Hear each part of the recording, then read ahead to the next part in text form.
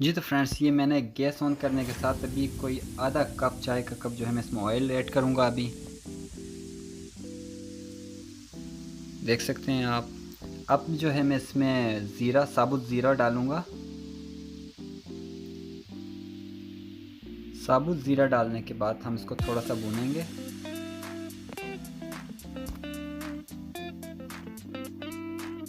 اور ابھی میں تھوڑا سا چاپ کرتا ہوں گرین چلی.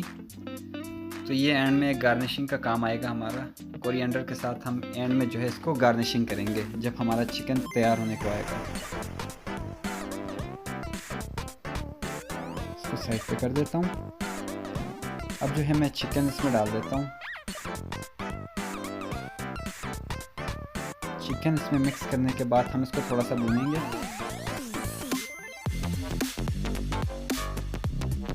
اور میں اس میں ہلدی بھی مکس کر دیتا ہوں. ابھی ہلدی اس میں مکس کرنے کے بعد تھوڑی دیر کے لیے چمچہ چلانے کے بعد ہم اس میں پھر نمک بھی ایڈ کریں گے.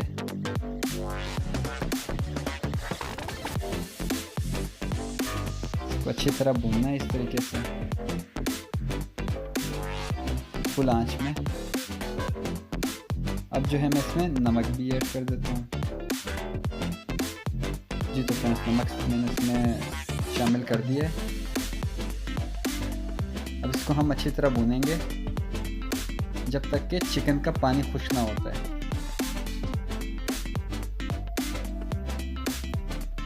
تو یہ 5 منٹ ہو چکے ہیں. پانی جو ہے چکن کا خشک ہو چکا ہے.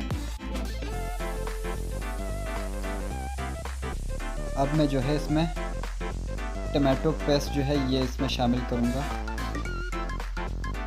اور ہلکا سا چمچہ چلائیں گے.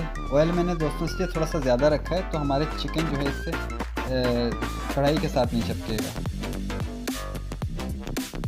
باقی مسالہ بھی اس میں نے شامل کر دیا ہے. ابھی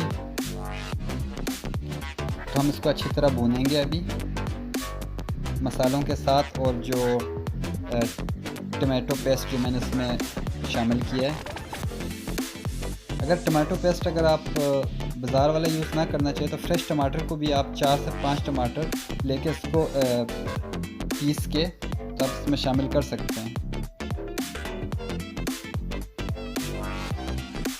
دیکھیں میں اس کو ابھی ہلکا ہلکا بھونتے جاؤں گا کیونکہ ہم چمچہ چلاتے رہیں گے. اس سے یہ ہوگا کہ ہمارے جو چکن ہے وہ کڑھائی کے ساتھ نہیں چپکیں گے. یہ میں گارنشنگ کر دیا اوپر. ابھی کوریانڈر بھی ڈال دیتا ہوں جو ہمارا فریش دھنیا ہے.